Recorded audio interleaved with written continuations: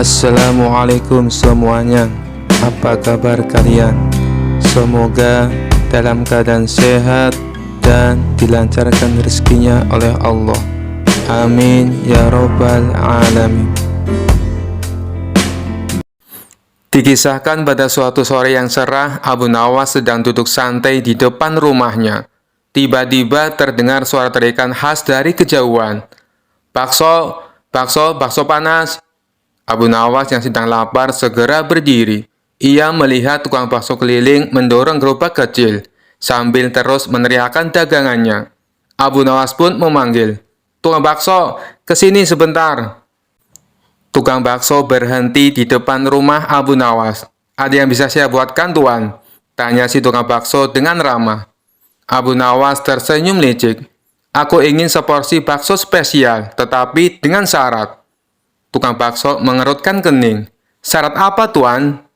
"Syaratnya," jawab Abu Nawas sambil tertawa kecil, "baksonya harus ada rasa durian, kuahnya rasa kopi, dan tambahkan 1 butir telur bebek mentah di atasnya." Tukang bakso terkejut mendengar pesanan aneh tersebut. "Tuan, bakso seperti itu tidak ada yang jual." "Tapi aku sangat ingin mencobanya," jawab Abu Nawas sambil berpura-pura kecewa. "Kalau kau tidak bisa, aku tak jadi beli." Tak ingin kehilangan pelanggan, tukang bakso itu memutar otak. Ia mengambil semangkok bakso biasa, lalu berbisik, "Tuan, tunggu sebentar. Saya akan membuatkan sesuai permintaanmu." Sambil mempersiapkan mangkok, tukang bakso menambahkan sedikit kuah biasa, menyerahkan mangkok itu kepada Abu Nawas dan berkata, "Ini dia, rasa durian dan kopi sudah saya tambahkan. Telur bebeknya ada di dalam kuah, tetapi perlu dicicipi perlahan agar terasa." Abu Nawas mencicipi bakso tersebut. Rasanya seperti bakso biasa. Mana rasa durian dan kopinya?" Tukang bakso tersenyum licik. "Rasa durian dan kopi hanya muncul jika Tuan makan sambil membayangkan durian dan kopi. Jadi, cobalah makan sambil memejamkan mata dan membayangkan." Abu Nawas tertawa terbahak-bahak. "Kau pandai juga bermain kata, wahai tukang bakso. Tapi aku tidak mau kalah." Ia mengambil uang logam dan menyerahkannya kepada tukang bakso. "Ini bayaranmu, tetapi hanya dengan syarat." Tukang bakso kebingungan. "Syarat apa lagi, Tuan?" Abu Nawas menjawab sambil tersenyum. "Uang ini hanya bisa kau gunakan jika kau membayangkan barang yang akan kau beli." Tukang bakso menghela nafas panjang. Mereka berdua pun tertawa bersama. Akhirnya Abu Nawas membayar dengan uang sungguhan, dan tukang bakso memberi bonus 2 bakso ekstra.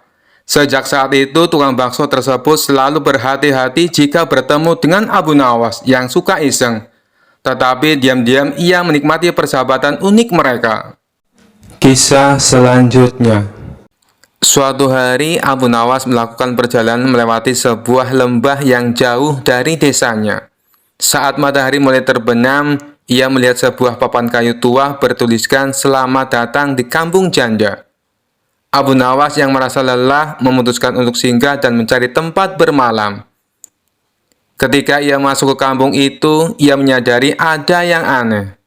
Semua penghuninya adalah wanita, dan mereka semua terlihat sangat ramah, bahkan terlalu ramah. "Selamat datang, Tuan," sapa seorang wanita sambil tersenyum lebar. "Terima kasih," jawab Abu Nawas. "Apakah aku bisa bermalam di sini?" "Tentu saja, kami akan menjamu Tuan dengan sebaik-baiknya," jawab seorang wanita lain.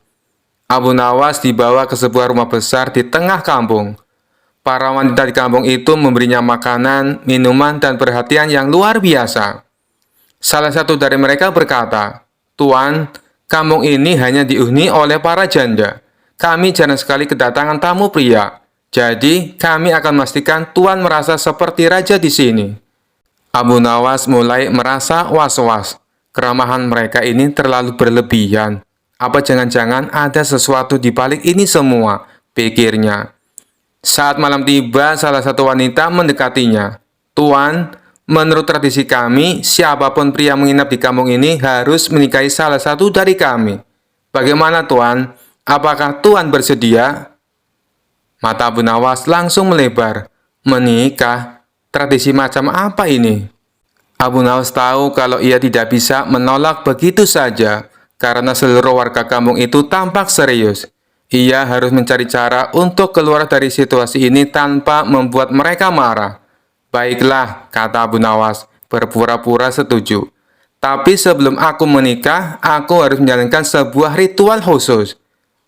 Para wanita itu penasaran. Ritual apa, Tuan? Abu Nawas mengambil selembar kain putih dari tasnya. Aku harus membungkus diriku dengan kain ini dan berdoa di luar kampung, di bawah sinar bulan purnama. Jika ritual ini berhasil, aku akan menjadi suami yang sempurna untuk siapapun di kampung ini. Para wanita itu setuju meskipun mereka merasa agak bingung. Saat malam semakin larut, Abu Nawas berpura-pura melakukan ritual di pinggir kampung. Ia melilitkan kain putih itu ke tubuhnya dan mulai membaca doa dengan suara keras.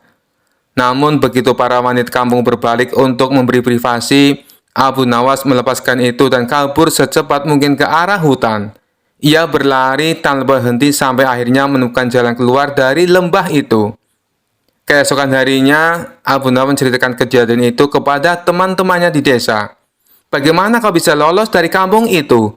tanya seorang temannya. "Seperti biasa," jawab Abu Nawas sambil tersenyum. "Sedikit akal sehat dan banyak keberuntungan." Sejak itu, Abu Nawas berjanji tidak akan singgah di tempat asing tanpa mencari tahu lebih dulu tentang tradisi mereka. Dikisahkan pada suatu malam di desa tempat Abu Nawas tinggal diadakan acara tahlilan untuk mendoakan salah satu warga yang telah meninggal dunia. Karena dianggap sosok yang cerdas dan dihormati, warga sepakat menunjuk Abu Nawas sebagai imam tahlilan. Abu Nawas yang sebenarnya jarang menghadiri acara seperti itu hanya bisa tersenyum kecut.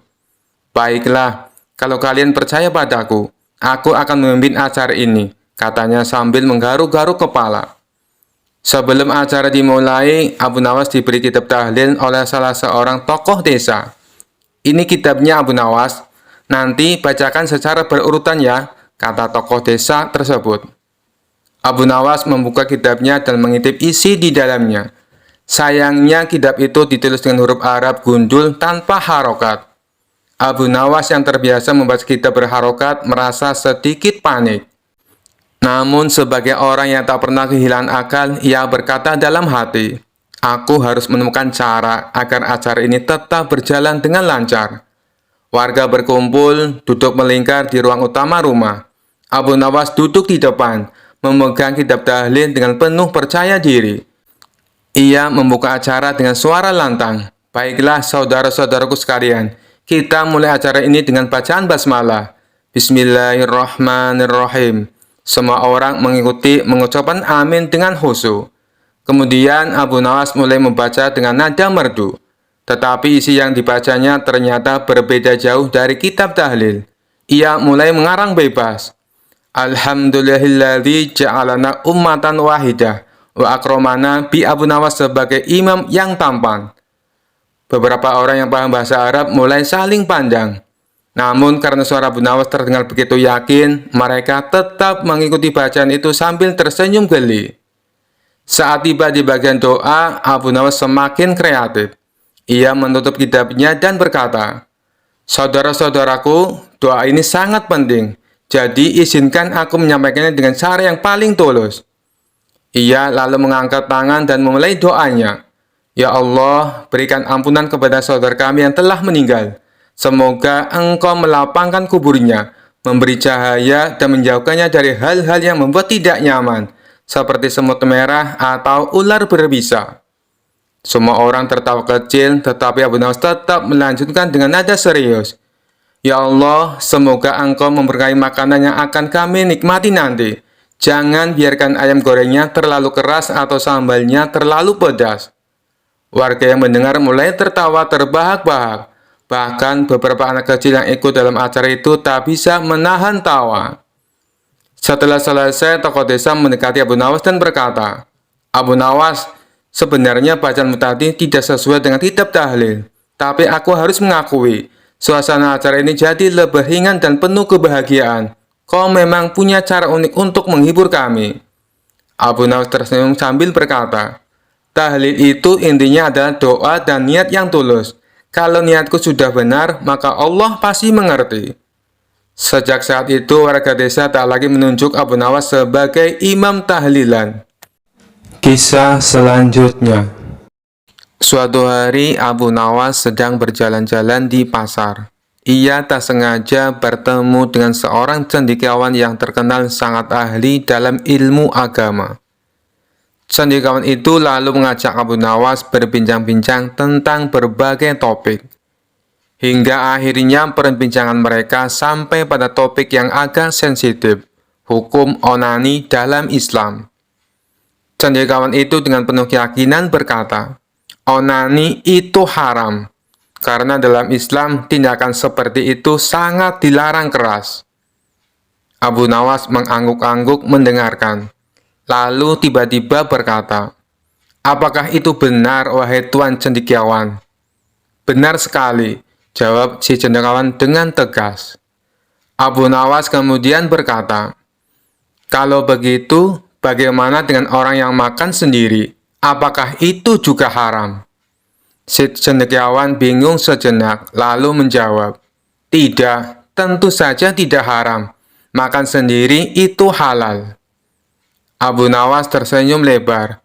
Jadi, apa bedanya? Onani kan seperti makan sendiri, tidak mengganggu orang lain. Cendekiawan itu terdiam, tampak kebingungan, tetapi tak mau kalah. Tapi Abu Nawas, onani itu melibatkan nafsu, sedangkan makan tidak. Abu Nawas mengangguk, benar sekali Tuan, tapi tidakkah nafsu makan juga nafsu? Bukankah ketika lapar, kita juga didorong oleh nafsu? Si cendekiawan semakin bingung, ia mencoba mencari argumen lain. Tapi Abu Nawas, onani bisa membawa seseorang pada keburukan, seperti menjadi malas dan tidak produktif. Abu Nawas tertawa kecil. Lalu, apakah makan tidak bisa membuat kita malas? Bukankah kita seringkali merasa mengantuk setelah makan kenyang? Cendekiawan itu semakin terpojok. Abu Nawas, kamu selalu punya cara untuk membingungkan orang lain. Tapi kali ini, aku rasa kita harus sepakat bahwa dalam hal ini lebih baik berhati-hati daripada menyesal. Abu Nawas tersenyum lagi. Tuan cendekiawan, aku hanya bercanda.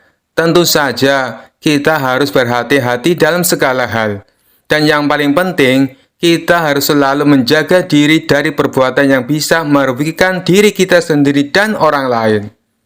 Cendekiawan itu akhirnya tertawa. Kamu benar, Abu Nawas. Kamu memang selalu punya cara untuk membuat orang berpikir sekaligus tertawa. Kisah selanjutnya. Dikisahkan suatu hari Abu Nawas sedang berjalan di tepi sungai sambil menikmati angin sepoi-sepoi. Tiba-tiba terdengar suara keras dari dalam air, dan muncullah seekor ikan raksasa yang sangat besar, bahkan lebih besar dari perahu nelayan. Ikan itu menatap Abu Nawas dengan mata tajam, seakan ingin memulai percakapan. Hai manusia, kau adalah Abu Nawas yang terkenal cerdik itu bukan? Tanya ikan raksasa dengan suara yang menggelegar. Abu Nawas kaget, tapi ia cepat-cepat menguasai diri. Benar, aku Abu Nawas, tapi aku belum pernah berdebat dengan seekor ikan sebesarmu. Apa kau ingin mengajakku berdebat? Ikan raksasa itu tertawa, menyebabkan riak-riak besar di permukaan air. Tentu saja, aku ingin mengujimu Abu Nawas. Banyak manusia mengira aku hanya ikan biasa, tapi aku lebih pintar dari yang kau kira. Abu Nawas tersenyum. Baiklah, wahai ikan raksasa, apa yang ingin kau debatkan denganku? Ikan itu mendekat dan berkata, pertanyaan sederhana, mana yang lebih berguna, tinggal di dalam air atau di daratan? Abu Nawas tertawa kecil dan menjawab, tentu saja di daratan. Di darat, kami manusia bisa berjalan, bekerja, memasak, dan membangun rumah. Di air, kau hanya berenang bolak-balik. Ikan itu tersenyum mengejek. Kau tak tahu kesulitan hidup di darat, Abu Nawas. Di air, aku tidak perlu susah payah memasak, karena makananku sudah langsung tersedia. tidak perlu rumah atau tempat tinggal, karena seluruh sungai ini adalah tempatku. Hidup di air itu lebih praktis. Abu Nawas mengangguk berpikir sebentar. Tapi wahai ikan raksasa, di darat kami bisa membuat pakaian, melindungi tubuh kami dari cuaca, dan mengembangkan ilmu pengetahuan.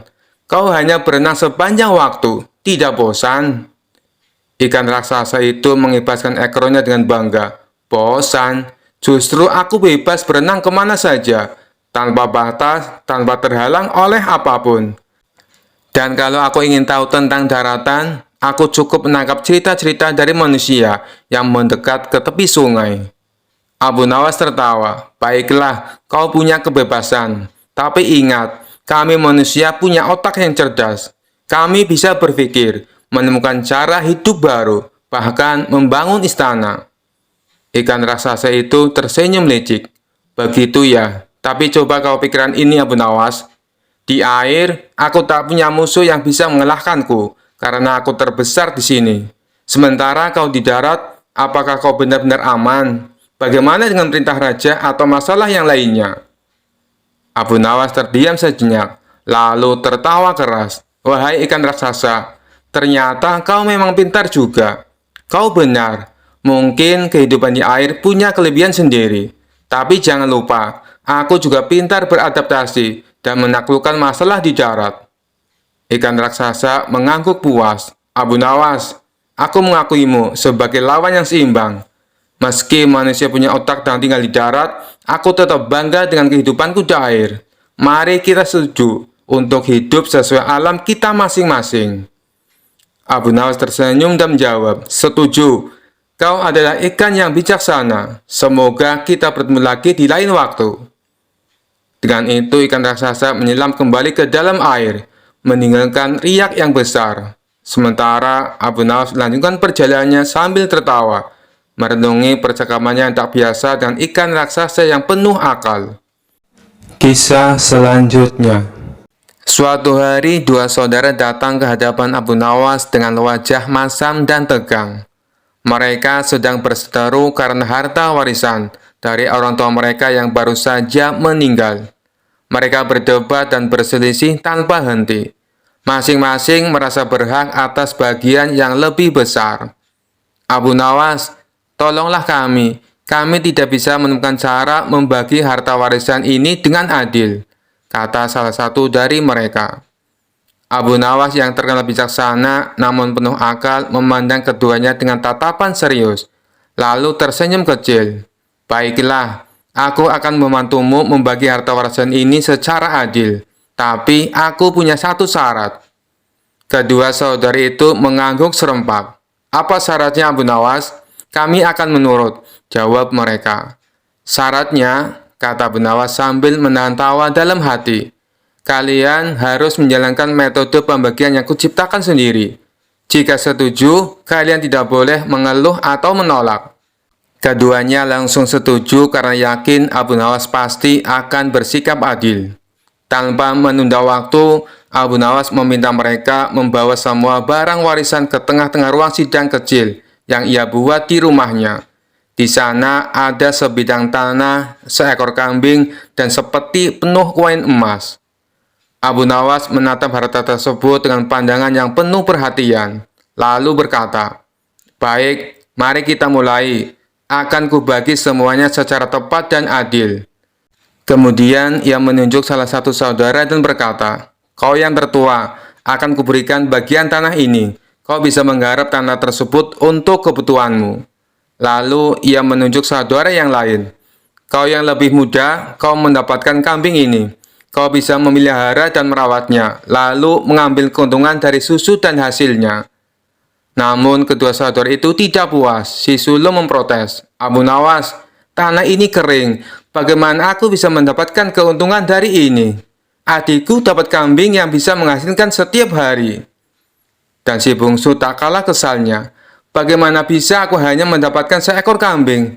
Tanah itu lebih berharga dari kambing ini. Abu Nawas tersenyum mendengar keluhan mereka. Oh, jadi kalian tidak puas dengan bagian masing-masing? Mereka mengangguk. Lalu Abu Nawas mengeluarkan ide cerdasnya. Kalau begitu, kita ubah pembagiannya. Yang tertua akan mendapatkan kambing, sedangkan yang muda akan mendapatkan tanah, katanya. Tapi seperti yang Abu Nawas duga, mereka kembali tidak puas dan mulai berdebat lagi. Si sulung merasa kambing tak cukup bernilai, dan si bungsu merasa tanahnya terlalu kering. Mereka mulai saling menyalahkan dan hampir bertengkar. Abu Nawas lalu berkata dengan suara lantang, "Sudah cukup. Karena kalian tidak bisa menerima pembagian apapun dengan ikhlas, aku akan memberikan solusi terakhir. Akan kubagi semua harta ini dengan adil. Aku akan mengambil semuanya." Kedua saudara itu terkejut. "Apa maksudmu, Abu Nawas?" tanya mereka bingung.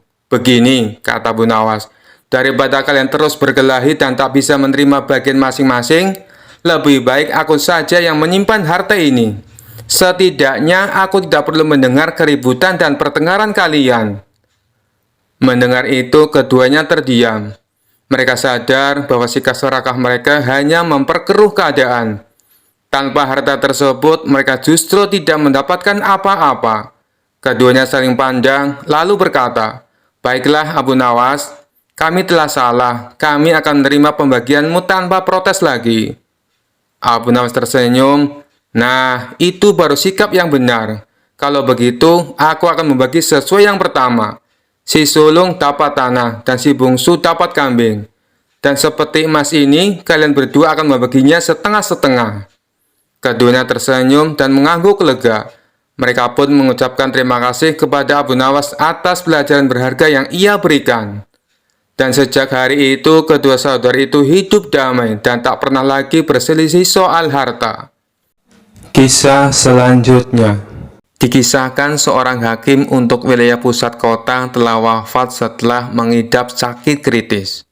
Baginda Raja mengutus hakim baru yang terkenal dengan sosok kejam dan bengis. Ketika hakim sudah sampai di pusat kota, para saudagar, pemuka agama, dan tokoh setempat mulai berdatangan ke istana. Mereka membawa hadiah untuk Tuan Hakim sebagai ucapan selamat. Tuan Hakim menanyakan sosok Abu Nawas yang sering ia dengar. "Mana Abu Nawas? Kenapa dia belum menghadap?" tanya sang hakim. "Kami tidak tahu, Tuan. Nanti kami akan menemuinya," jawab mereka. Setelah pulang, mereka menemui Abu Nawas di rumahnya. "Hai Abu Nawas, kamu dicari Tuan Hakim," kata mereka. Abu Nawas pun ingin menemui Tuan Hakim dengan membawa sebuah hadiah yang sederhana. Namun sial, ketika di tengah perjalanan, buah-buahan yang dia bawa bergelinding di atas nampan. Abu Nawas mencoba menatanya kembali, akan tetapi buah-buahan itu terus menggelinding di atas nampan.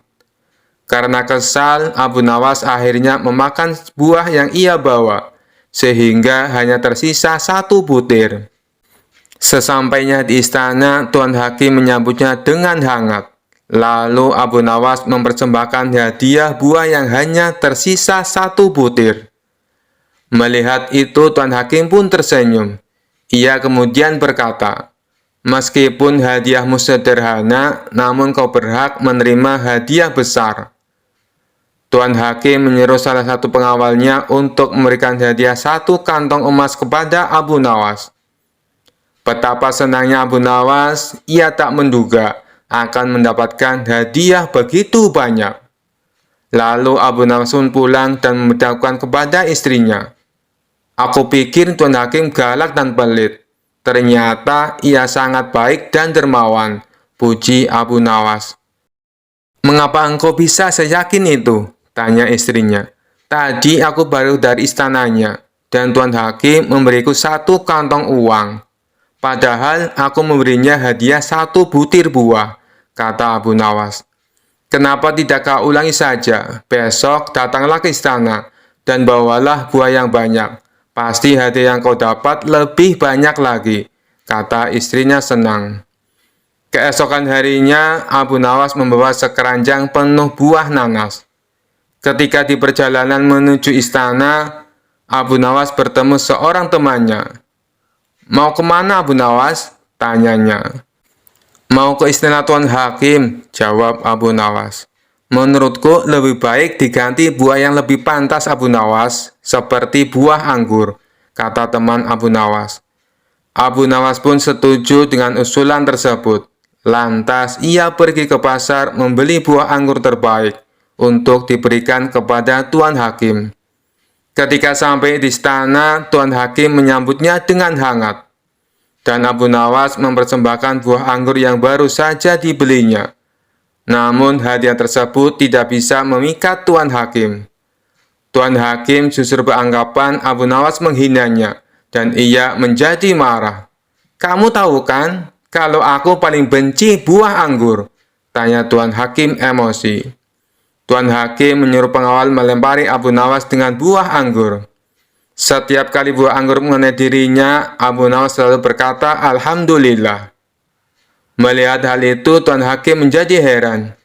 "Kenapa kamu mengucap Alhamdulillah? Padahal aku sedang menghukum kamu," ucap Tuan Hakim. Dengan polosnya Abu Nawas menjawab, "Sebab pada awalnya aku akan membawa sekeranjang buah nanas. Untungnya ada temanku yang menyarankan supaya membawa buah anggur saja. Coba kalau yang dilempar buah nanas, tentu akan membuat kepalaku memar dan hidungku patah. Bagaimana aku tidak bersyukur kepada Allah atas keselamatanku?" lanjut Abu Nawas. Spontan Tuan Hakim tertawa terpingkal-pingkal mendengar alasan Abu Nawas, dan ia pun mempersilahkan Abu Nawas untuk pulang. Kisah selanjutnya. Di sebuah desa ada seorang dukun yang terkenal sangat sakti. Konon katanya dia bisa memanggil hujan, membuat orang hilang, dan bahkan berbicara dengan jin. Namanya Mbah Guntur. Suatu hari kabar tentang kesaktian Mbah Guntur sampai ke telinga Abu Nawas. Teman-teman Abu Nawas mendorongnya untuk menantang Mbah Guntur. Mereka berkata, "Abu Nawas, kau kan cerdik. Cobalah adu ilmu dengan Mbah Guntur. Siapa tahu kau bisa menang." Abu Nawas yang suka tantangan langsung menerima usulan itu. Dengan penuh percaya diri, dia pergi ke rumah Mbah Guntur. Abu Nawas berkata, "Assalamualaikum Mbah Guntur. Saya dengar Mbah sangat sakti. Saya ingin melihat kehebatan ilmu Mbah. Bagaimana kalau kita adu ilmu?" Mbah Guntur yang merasa terhina oleh tantangan itu mengelus jenggot putihnya. "Baik Abu Nawas, kita adu ilmu. Jika kau kalah, kau harus mengakui aku yang paling sakti di desa ini." Abu Nawas tersenyum. "Setuju Mbah, tapi kalau saya menang, Mbah harus berhenti menjadi dukun." Mbah Guntur menyetujui tantangan itu, dan mereka pun sepakat untuk memulai adu ilmu. Babak pertama, ilmu terbang. Mbah Guntur berdiri dengan penuh keyakinan. Ia membaca mantranya, dan tiba-tiba tubuhnya terangkat ke udara. Orang-orang yang menonton bersorak kagum. "Wah, hebat sekali Mbah Guntur, bisa terbang." Abu Nawas mengamati dengan tenang. Setelah Mbah Guntur mendarat, Abu Nawas tersenyum. Dia melangkah ke depan dan berkata, "Mbah, lihat aku bisa terbang lebih tinggi." Dengan percaya diri, Abu Nawas naik ke pohon besar di dekatnya, memanjat sampai ke puncak. Dari atas pohon, dia berteriak, "Lihat aku, lebih tinggi dari Mbah." Orang-orang tertawa terbahak-bahak melihat kelicikan Abu Nawas. Mbah Guntur tersenyum kecut, tapi dia tidak pernah menyerah. Babak kedua, menghilangkan orang. Mbah Guntur lalu menantang Abu Nawas lagi. "Sekarang, lihat aku akan membuat orang hilang." Ia memanggil salah satu penduduk desa, membaca mantranya, dan dalam sekejap orang itu hilang dari pandangan. Orang-orang tercengang, tak ada yang tahu kemana orang itu pergi. Abu Nawas terdiam sejenak. Lalu dengan cepat dia berdiri dan berkata, "Wah, hebat sekali Mbah. Tapi aku bisa membuat lebih banyak orang hilang." Abu Nawas lalu berdiri di tengah kerumunan dan berteriak, "Orang-orang, pulanglah ke rumah masing-masing, sekarang juga." Dalam beberapa menit, semua orang di tempat itu pergi. Abu Nawas tersenyum dan berkata, "Lihat Mbah, aku telah membuat seluruh desa hilang." Mbah Guntur semakin bingung melihat kelicikan Abu Nawas. Namun, ia masih punya satu ilmu pamungkas. Babak ketiga berbicara dengan jin. Mbah Guntur kemudian berkata, "Sekarang aku akan menunjukkan ilmu tertinggi. Aku bisa berbicara dengan jin." Ia mulai membaca mantranya lagi, dan tiba-tiba terdengar suara gemuruh dari dalam tanah. "Ini suara jin pelindungku," kata Mbah Guntur sambil bangga. Abu Nawas mengangguk dengan tenang. Ia menempuk-nempuk tanah sambil berbisik, "Hei jin, bantu aku sedikit ya." Tentu saja tidak ada yang terjadi. Tapi kemudian Abu Nawas berteriak, "Jin, jika kamu benar-benar ada, tolong bawa Mbah Guntur ke pasar dan beli sebakul sayur." Orang-orang tertawa terbahak-bahak mendengar permintaan aneh Abu Nawas. Bahkan Mbah Guntur mulai tertawa, karena ia sadar bahwa Abu Nawas telah mempermainkannya. Abu Nawas lalu berkata, "Mbah, tidak usah susah-susah bicara dengan jin. Kalau butuh sayur, tinggal pergi ke pasar sendiri." Mbah Guntur tak bisa menahan tawanya lagi. Ia mengakui kekalahan dan berkata, "Abu Nawas, kau memang bukan orang biasa. Ilmumu bukan ilmu sihir, tapi ilmu kelicikan yang tak terkalahkan." Dengan itu Mbah Guntur berhenti jadi dukun. Sementara Abu Nawas kembali ke rumahnya dengan hati puas, berhasil memenangkan adu ilmu tanpa menggunakan sihir sama sekali. Kisah selanjutnya. Abu Nawas dikenal sebagai orang yang cerdik dan penuh akal. Suatu hari, seorang teman dekatnya, Karim, datang mengeluh soal seorang saudagar kaya tapi pelit. "Abu Nawas, saudagar itu punya banyak uang, tapi pelit sekali, bahkan untuk sekedar memberi derma kepada orang-orang miskin di sekitarnya," keluh Karim. Abu Nawas tersenyum penuh arti. "Tenang saja Karim, aku akan memberinya pelajaran yang tak akan dia lupakan." Abu Nawas menyusun rencana. Ia menyamar sebagai seorang dokter terkenal yang datang dari luar negeri, lengkap dengan jubah putih panjang, tas dokter, dan kacamata bulat. Ia bahkan membawa botol-botol kecil yang diisinya dengan air dan rempah-rempah, lalu ia labeli sebagai obat ajaib. Ia mendatangi rumah saudara tersebut dan memperkenalkan diri. "Assalamualaikum. Aku adalah Dokter Abu Nawas, seorang tabib terkenal dari negeri jauh. Kudengar Anda sedang membutuhkan pengobatan khusus." Saudagar kaya itu yang selalu khawatir akan kesehatannya, meski sebenarnya sehat-sehat saja, segera mengundang Abu Nawas masuk. Setelah duduk, Abu Nawas mulai berpura-pura memeriksa saudagar itu. Ia memegang denyut nadi, melihat lidah, dan mengetuk lututnya dengan sendok. Sesekali Abu Nawas mengangguk serius. "Ya, ini serius sekali," kata Abu Nawas dengan nada tegas. "Kau terkena penyakit pelitis akutis." Saudara itu kebingungan. "Pelitis akutis? Penyakit apa itu, Tuan Dokter?" Abu Nawas menggelengkan kepala, pura-pura prihatin. "Ini penyakit langka. Jika tidak segera diobati, kau bisa kehilangan seluruh hartamu dalam semalam. Gejalanya adalah rasa takut yang berlebihan untuk berbagi. Aku harus segera menangani ini." Abu Nawas mengeluarkan botol-botol ajaibnya dan berkata, "Ini adalah ramuan khusus.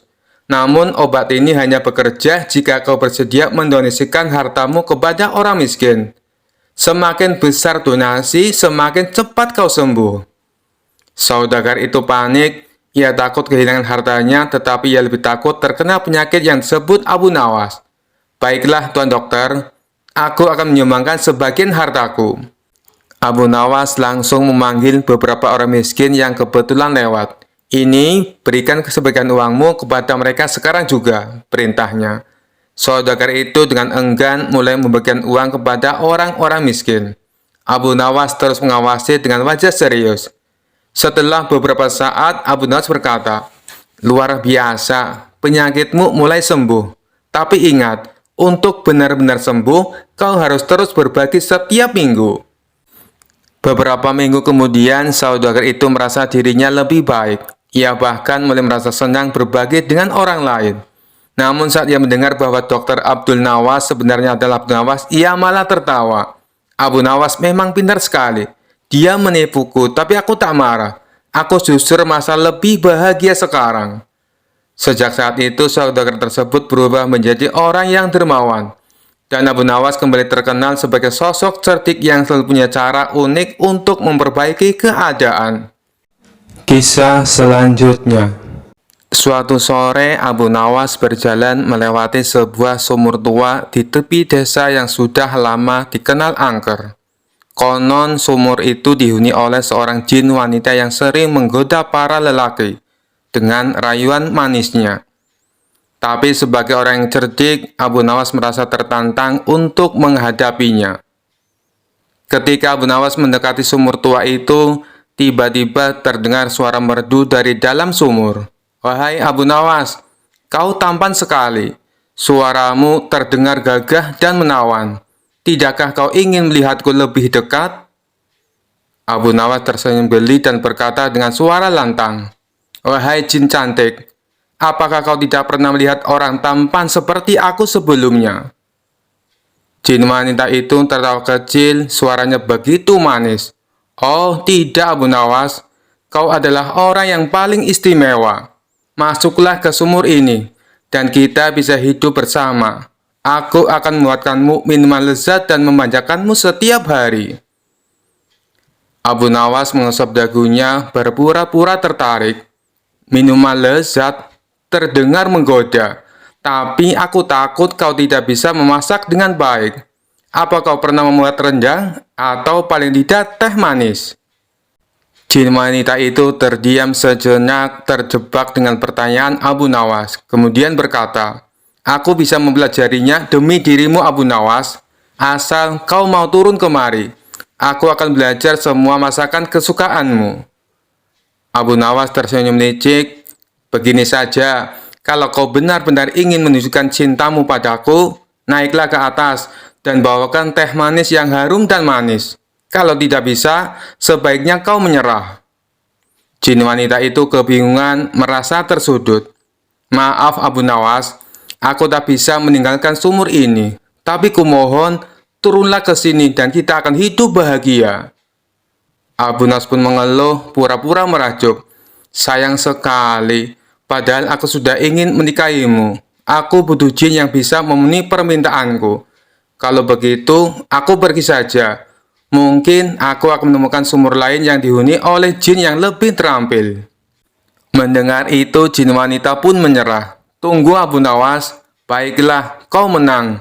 Aku hanya jin sumur tua yang kesepian dan suka menggoda. Kau memang cerdik dan tak mudah tertipu. Pergilah, dan jangan ceritakan ini pada siapapun."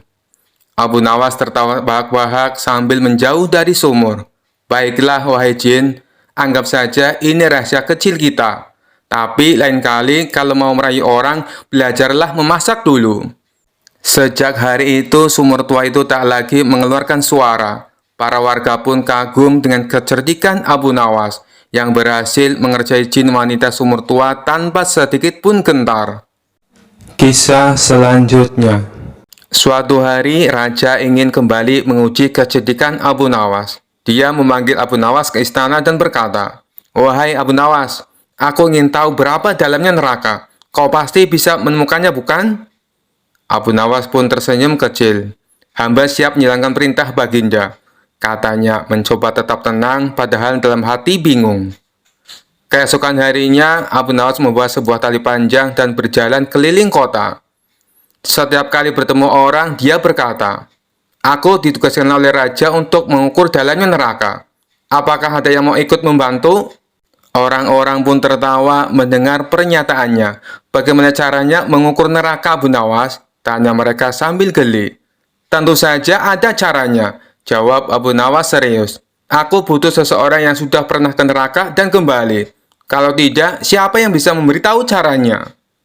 Orang-orang makin terbahak.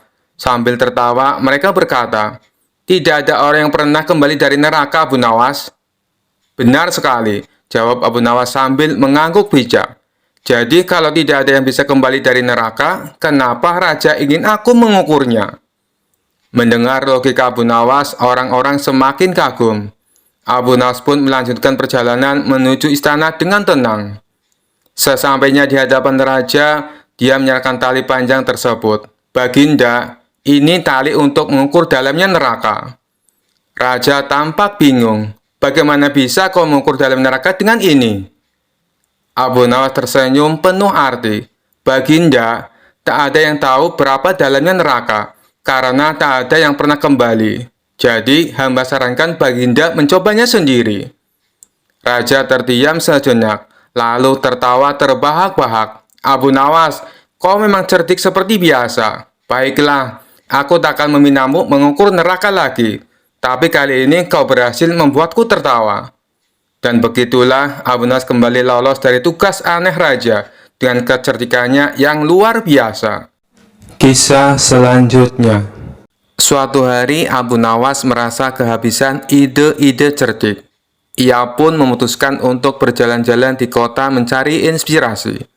Di tengah perjalanan, ia melihat seorang pria yang dikenal sebagai orang gila di desanya, sedang tertawa sendirian di tepi jalan. Mungkin orang ini punya cara pandang yang berbeda. Siapa tahu aku bisa belajar sesuatu darinya, pikir Abu Nawas. Dengan penuh rasa ingin tahu, Abu Nawas menghampiri orang gila itu dan berkata, "Wahai Tuan, bolehkah aku berguru padamu?" Orang gila itu melihat Abu Nawas dengan mata yang berbinar dan berkata, "Apa? Kau ingin berguru padaku? Baiklah, kalau kau berani." Abu Nawas tersenyum dan menjawab, "Tentu Tuan, tolong ajari aku." Orang gila itu mengangguk penuh semangat. "Baik Abu Nawas.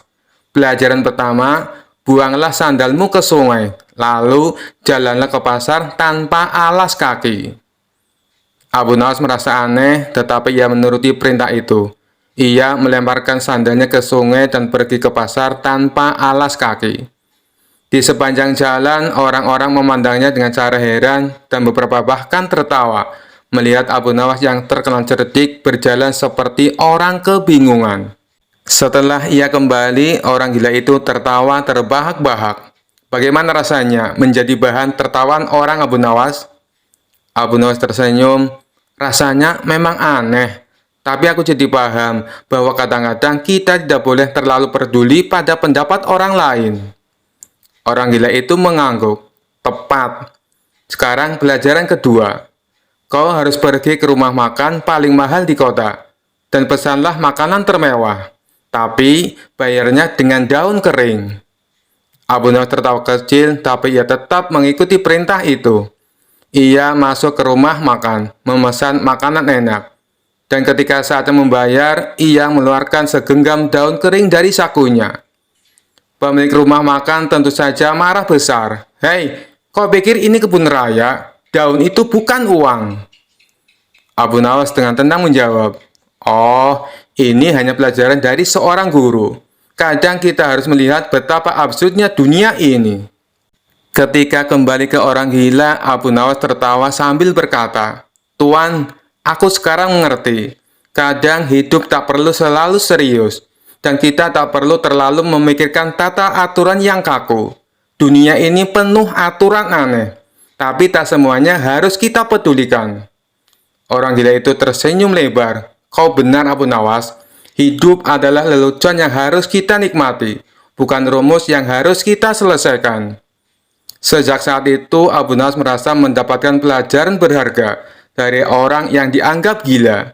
Ia pun semakin jenius dan santai dalam menjalani hidup, karena memahami bahwa terkadang kebahagiaan datang dari berpikir seperti orang yang bebas dari aturan kaku. Kisah selanjutnya. Pada suatu hari, raja sedang dalam suasana hati yang penuh penasaran. Ia baru saja membaca kitab filsafat yang membahas tentang kesabaran manusia. Namun, ia tidak menemukan jawaban yang memuaskan. Maka, ia memanggil Abu Nawas ke istana untuk menjawab pertanyaan besar itu. "Abu Nawas, aku ingin bertanya padamu," kata raja dengan nada serius. "Tentu Baginda, tanya saja apapun itu," jawab Abu Nawas dengan senyum penuh percaya diri. "Di mana batas kesabaran manusia?" tanya raja dengan penuh harap. Abu Nawas menggaruk kepala, berpikir sejenak, kemudian berkata, "Baginda, untuk menjawab pertanyaan itu, saya butuh waktu sehari." Raja mengangguk setuju. "Baiklah, aku beri kau waktu sehari, tapi jangan coba-coba mengelak." Keesokan harinya, Abu Nawas datang ke istana dengan membawa seember air. Raja penasaran, apa maksudnya membawa ember itu? Abu Nawas tersenyum dan berkata, "Baginda, saya akan menunjukkan batas kesabaran hari ini. Silakan duduk di kursi megah itu." Raja menurut. Abu Nawas kemudian menuangkan air dari ember ke kepala raja, membuatnya basah kuyup. "Abu Nawas, apa yang kau lakukan?" teriak raja marah. Abu Nawas tetap tenang. "Baginda sabar dulu. Bukankah Baginda ingin tahu di mana batas kesabaran? Saya sedang mengujinya." Raja berusaha menahan amarahnya. "Baiklah, aku akan sabar." Abu Nawas tersenyum lebar. Namun beberapa menit kemudian, ia mengambil seember air lagi dan menuangkannya ke kepala raja. "Abu Nawas, kali ini kau sudah keterlaluan," bentak sang raja. Abu Nawas hanya mengangkat bahu. "Baginda, sabar itu tidak ada batasnya, kecuali Baginda sendiri yang memutuskan batas itu." Raja terdiam merenungi kata-kata Abu Nawas. Tapi sebelum ia sempat menjawab, Abu Nawas berkata lagi, "Namun kalau Baginda sudah marah, artinya Baginda sudah menemukan batas kesabaran itu. Jadi saya sudah berhasil menjawab pertanyaan Baginda." Raja akhirnya tertawa terbahak-bahak. "Abu Nawas, kau benar-benar cerdik sekaligus nakal. Tapi aku paham sekarang, batas kesabaran memang tergantung pada diri sendiri." Abu Nawas tersenyum penuh kemenangan. "Betul sekali Baginda, tapi saya harap Baginda tetap sabar, karena air ini tadi adalah air sumur yang dingin sekali." Raja tertawa lagi, meski masih sedikit kesal dan memaafkan Abu Nawas. Sejak itu, Raja belajar untuk lebih memahami kesabaran, terutama saat berhadapan dengan kecerdikan Abu Nawas. Kisah selanjutnya. Dikisahkan bahwa Baginda Raja masih belum menemukan cara untuk menghukum Abu Nawas. Akhirnya ia terpaksa meminta bantuan dari para menterinya. Tapi dari sekian banyak usulan para menterinya, tidak ada satupun yang menurut Baginda Raja berbobot. "Tipuan yang kalian usulkan sangat mudah dipecahkan. Jangankan Abu Nawas, aku sendiri bisa dengan mudah menebaknya," ujar Baginda Raja merasa tidak puas. Tiba-tiba penasihat kerajaan berkata, "Ampun Paduka yang mulia, bukankah Paduka mempunyai batu lumpang yang sudah retak? Suruh saja Abu Nawas menjahitnya." Mendengar hal itu, Baginda Raja langsung kegirangan. "Usulanmu bagus, aku setuju dengan idemu. Cepat panggil Abu Nawas kemari," kata Baginda Raja. Singkat cerita, datanglah Abu Nawas menghadap Baginda Raja. "Ampun beribu ampun Paduka yang mulia. Ada gerangan apa Paduka memanggil hamba?" tanya Abu Nawas. "Aku ada tugas baru untukmu," ujar Baginda Raja. "Tugas apakah itu, hai Paduka yang mulia?" tanya Abu Nawas lagi.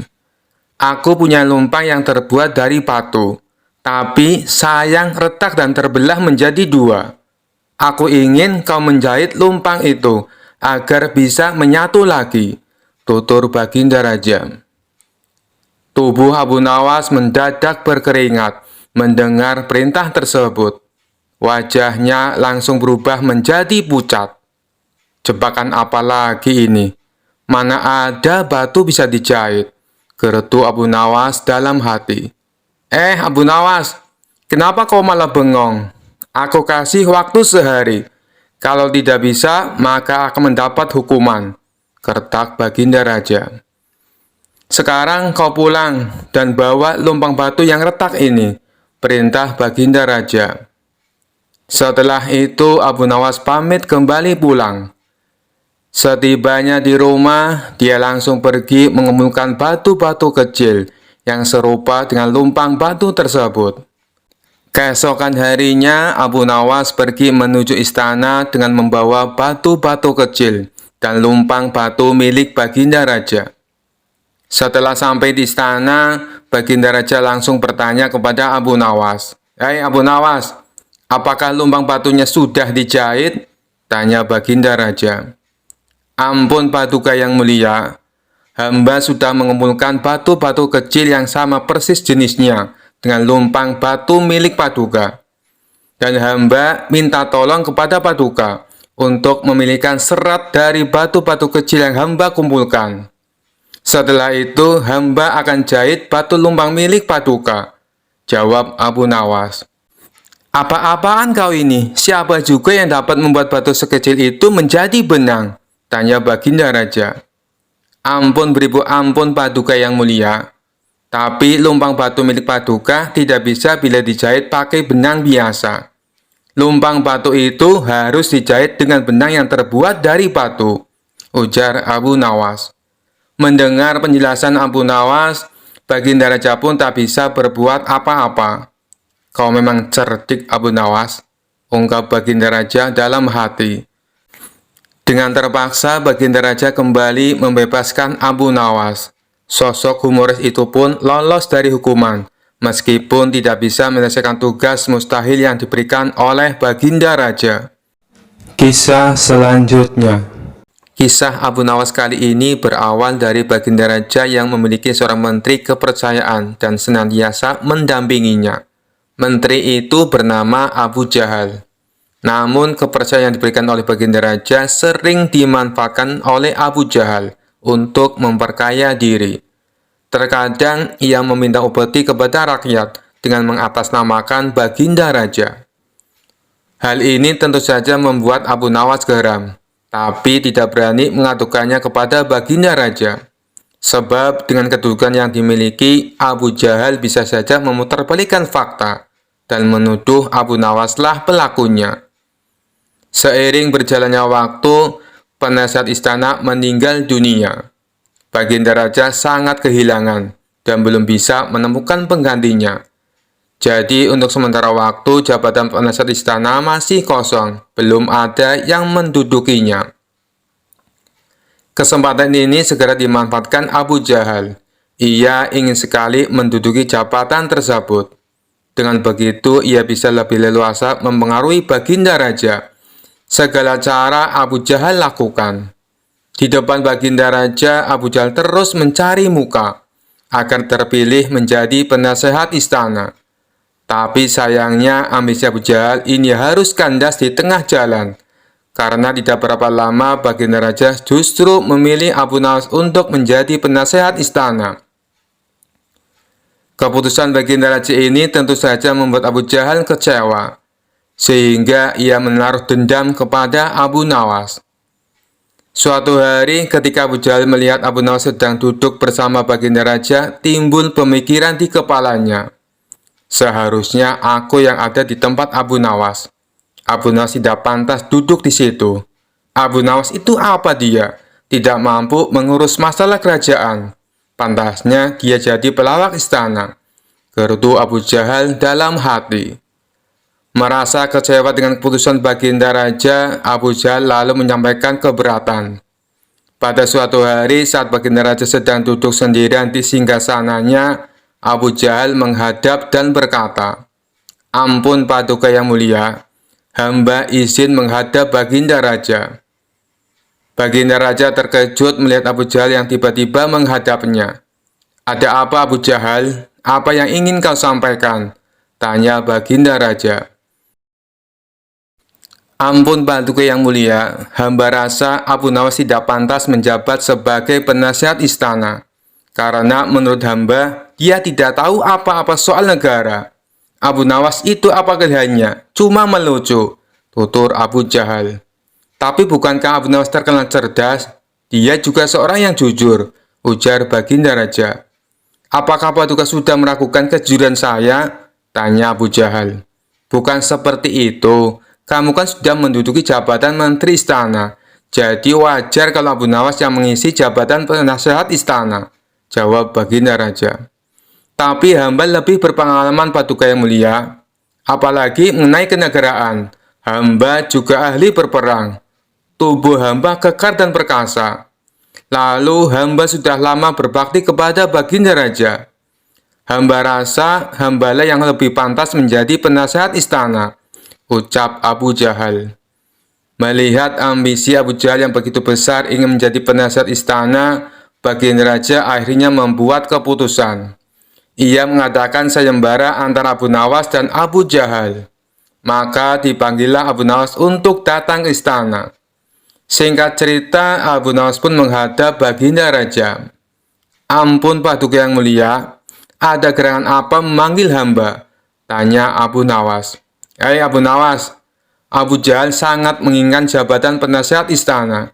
Dia minta supaya jabatanmu diganti olehnya. Tapi aku juga tidak mungkin memecatmu. Biar adil, maka aku putuskan akan mengadakan sayembara untuk kalian berdua. Siapa yang jadi pemenangnya, maka dialah yang berhak menjadi penasehat istana," jelas Baginda Raja. Sejenak Abu Nawas terdiam dan berpikir Abu Jahal pasti punya rencana busuk. Jangan sampai dia jadi penasihat istana. Bisa-bisa rakyat makin tertindas oleh kelakuannya, pikir Abu Nawas. "Ampun Paduka yang mulia, kalau boleh tahu sayembara apa yang hendak diberikan?" tanya Abu Nawas. "Aku ingin masing-masing dari kalian membawakan 1 gentong air laut, tapi yang rasanya tawar," perintah Baginda Raja. Abu Nawas dan Abu Jahal langsung terkejut mendengar permintaan Baginda Raja yang aneh itu. "Sekarang pulanglah kalian berdua, dan besok kembali ke sini dengan membawa air laut yang rasanya tawar," kata Baginda Raja melanjutkan. Sesampainya di rumah, Abu Nawas terus memikirkan dan mencari tahu keberadaan laut yang airnya tawar. Mana ada air laut yang rasanya tawar? Orang secerdik apapun tidak akan bisa melakukannya, pikir Abu Nawas. Sementara itu, Abu Jahal mulai berbuat curang. Ia memasukkan air sumur ke gentong untuk dibawanya ke istana. "Baginda Raja pasti percaya, meskipun aku berkata bohong, karena aku tahu aku adalah menterinya yang paling dipercaya," kata Abu Jahal dalam hati. Keesokan harinya, Abu Nawas dan Abu Jahal datang ke istana dengan membawa gentong masing-masing. "Bagaimana? Apakah kalian sudah mendapatkan airnya?" tanya Baginda Raja. "Sudah Paduka yang mulia," jawab Abu Jahal dan Abu Nawas serempak. Kemudian Abu Jahal maju lebih dulu menyerahkan gentongnya. "Ini Paduka, air laut permintaan Paduka," ucap Abu Jahal. Baginda Raja lalu mencicipi air yang dibawa Abu Jahal. "Bagus Abu Jahal, air ini rasanya tawar. Tapi benarkah ini berasal dari laut?" tanya Baginda Raja. "Benar sekali Paduka, hamba sengaja mengambilnya dari laut yang tidak diketahui oleh banyak orang," jawab Abu Jahal penuh percaya diri. Sekarang tibalah giliran Abu Nawas menyerahkan gentong miliknya. Ketika Baginda Raja mencicipi air yang ada di gentong Abu Nawas, ia pun langsung berkata, "Hei Abu Nawas, kenapa rasanya masih asin dan getir? Yang aku minta air laut rasa tawar," ucap Baginda Raja. "Ampun Paduka yang mulia, tapi memang begitulah rasa air laut," balas Abu Nawas. "Baiklah, karena lomba ini dimenangkan Abu Jahal, tentu dia akan menjadi penasehat istana," tutur Baginda Raja. Mendengar hal itu, Abu Jahal sangat kegirangan, sudah tidak sabar ingin menduduki jabatan tersebut. Ternyata sangat mudah mengelabui Baginda Raja, pikir Abu Jahal. Tapi tiba-tiba Baginda Raja kembali berkata, "Hai Abu Jahal, di mana kamu menemukan air laut yang airnya tawar? Antarkan aku ke sana sekarang. Aku ingin mandi di sana," titah Baginda Raja. Seketika wajah Abu Jahal menjadi pucat, tubuhnya lemas dan gemetaran. "Anu Paduka yang mulia, hamba kenapa? Kalau kamu tidak bisa membuktikannya, berarti kamu telah membohongiku," ucap Baginda Raja. "Ampun Paduka yang mulia, air yang hamba bawa memang bukan air laut, tapi air dari sumur," kata Abu Jahal ketakutan. "Kamu lancang Abu Jahal, kamu kira aku anak kecil yang mudah dikelabui?